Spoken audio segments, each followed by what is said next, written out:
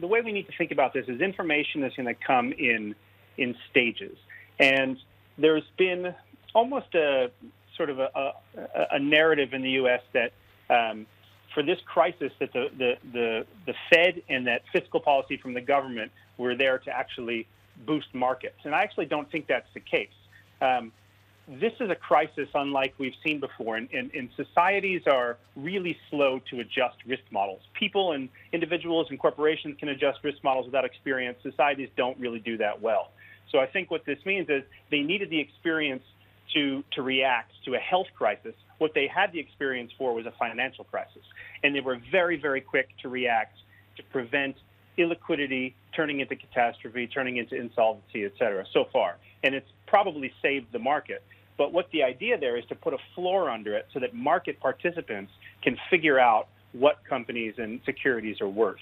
And I think we're starting to see that. We're starting to see the fear taken away of the governments don't know what they're doing in terms of the financial crisis, and allowing that market participants to step back in. That doesn't mean we're going to see a straight line recovery up again. I don't have much faith that that's going to be what we're going to see from here. I think that no one has real insight yet into the impact into earnings, the fundamental drivers of markets here, and that's the next stage that's going to come. Yeah, we're going to start to see what happens in the earnings space and how long or how short that's going to be. You're exactly right. It seems like governments and central banks have been trying to financially engineer us out of a global health emergency. Asset markets have reacted in their own way, but when you look at the fundamentals today in the United States at least, do you think this has set the stage for an economic and perhaps even market rebound in the second half of the year? We've got massive QE infinity, rates on the floor. It seems like things do have the potential to come back to normal depending on how the virus plays out.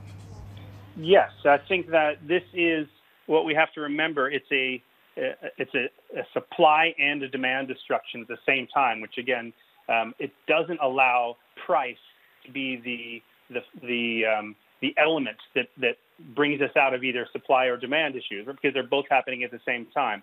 So the recovery from those two issues, supply and demand destruction, is going to be asymmetric, and that's why, again, I think we're going to see a bit of a choppy recovery in the back half. And I know we'll get to Asia in a second, but it's going to be part of the supply chain, which is, can companies find a customer to get their product out as the production comes online again?